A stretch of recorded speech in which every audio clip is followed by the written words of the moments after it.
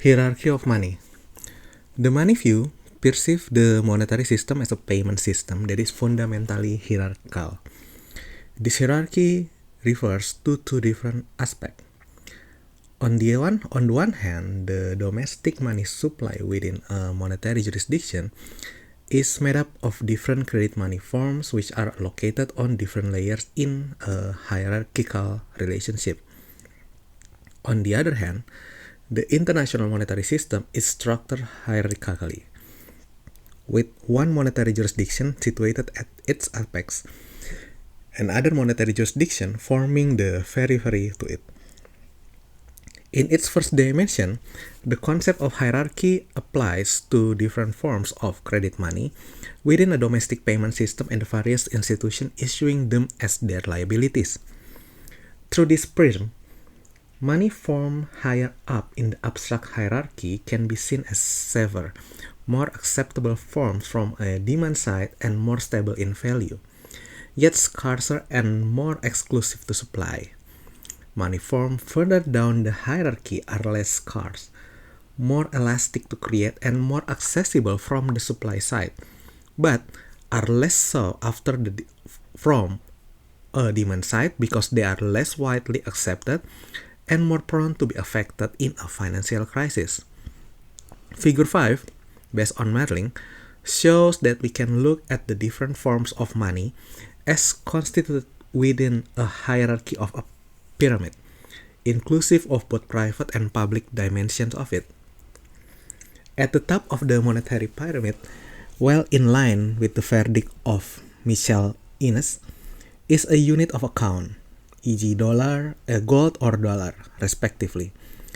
Below this are a range of institutions issuing debt claims as inside money. In today's world, the IOUs issued by the central bank are usually ranked higher than those of the commercial banking system, which in turn are ranked higher than those of the shadow banking system. Thus, we can see the hierarchy with the various IOUs imply a promise to pay the higher ranking form of money. The money form situated at the top is the final means of settling payment. Okay, this is the picture, figure 5, the conceptual hierarchy of money within a monetary jurisdiction. As you can see, when we're getting upward, the scarcity is improving, and when we're getting downward, the elasticity is improving. The horizontal axis related with the quantity of IOUs, and as you go upward, the moneyness of IOUs increase, but if you go downward, the creditness of IOUs increase. At the very top of pyramid is central bank's IOU, trade at par with commercial bank's IOU, and trade at quasi-par with shadow bank's IOU. I think I'm gonna need some explanation about this par and quasi-par later. Okay. What determines whether an IOU is part of the money pyramid or not?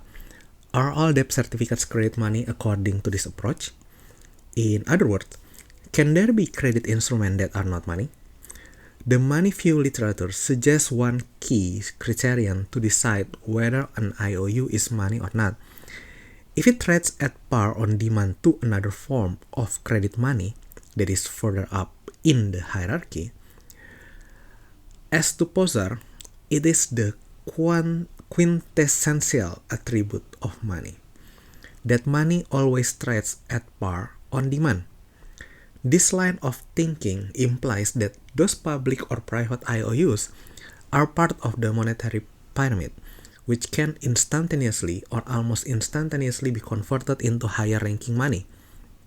In turn, the money formed at the top of the hierarchy must be defined as trading at par to the unit of account. Importantly, the promise to pay at par on demand is not equally strong for all credit money forms. The further we go down in the monetary pyramid, the higher is the risk of breaking away from the par. The reason for this is that par clearance cannot be taken for granted but needs to be actively established, either by political measures and guarantees or via market forces and private guarantees. This implies that we have IOUs at the top of the domestic monetary hierarchy that are clearly and unambiguously considered money because their promise to trade at par is very strong. These are central banks IOUs, i.e. currency and central bank deposit, and commercial bank IOUs, i.e. deposits. Further down in the hierarchy, there are IOUs issued by non-banks that are not conventionally portrayed as money. This may occasionally trade at par, but then also break away from it. These shadow money forms or near monies are difficult to measure and not always represented in the official monetary aggregates. Often they are left aside in analysis of the monetary system, although they have important political economic implication, not least for financial crisis. The second dimension of monetary hierarchy refers to the international sphere. The IMS can be imagined as hierarchical structured entity with various overlapping monetary jurisdictions that issue credit money in their respective national units of account. Different national units of account thus have a different status internationally. Those that are hierarchical higher are more widely used, more so after and more credible. To account for this fact, Strange presents a taxonomy of different types of international currencies: top currencies, master currencies, passive or neutral currencies, as well as political or negotiated currencies. That also implies a form of hierarchy. Following the view of Kindleberger and his hegemonic stability theory, there is typically one country situated in the apex of the hierarchical IMS. For international payments, this country plays a unique and critical role. It defines the most important international unit of account. International payment flows are channeled through accounts located in the center, and its central bank also plays the role of the world central bank. The apex is connected to different regional monetary jurisdictions that are situated on a level further down in the international hierarchy and are connected to peripheral monetary jurisdiction. Empirically, throughout the 19th century until World War I, the center of the world's financial system was the United Kingdom.